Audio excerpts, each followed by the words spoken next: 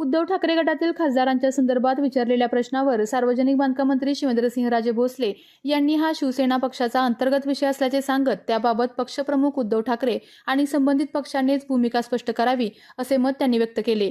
यावेळी बोलताना भोसले म्हणाले, आमच्याबाबत भाजपने आपली भूमिका स्पष्ट केली आहे। प्रत्येक वेळी भाजपवर टीका करून किंवा दुसऱ्यांवर खापर फोडून प्रश्न सुटत नाहीत। जर त्यांच्या स्वतःच्या लोकांचा पक्षावर विश्वास राहिला नसेल तर त्यासाठी दुसरा पक्ष किंवा नेतृत्व कसे जबाबदार ठरू शकते। ते पुढे म्हणाले, स्वतःच्या पक्षातील पदाधिकारी आणि कार्यकर्ते टिकून ठेवण्यात अपयश येत असेल तर त्याचा विचार त्यांनी करायला हवा।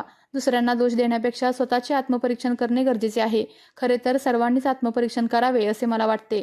शिवेंद्रसिंहराजे भोसले यांच्या या वक्तव्यामुळे राज्यातील राजकीय वर्तुळात नव्या चर्चांना उधाण येण्याची शक्यता व्यक्त केली जात आहे। नाही, दिल्ली आता बघा, शेवटी तो त्यांच्या पक्षाचा अंतर्गत विषय आहे। आता त्याच्याबद्दल उद्धव ठाकरे साहेब किंवा त्यांच्या पक्षानंच काय असेल ते सांगितलं पाहिजे।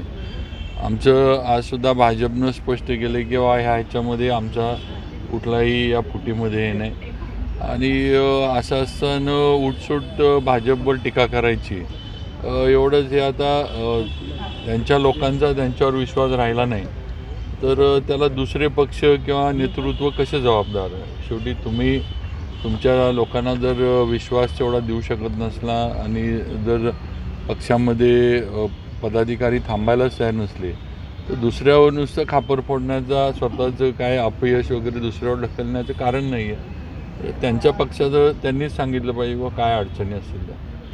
संजय राऊत यांनी बोलताना वेश्या असा उल्लेख केलेला आहे त्या 6 खासदारांचा।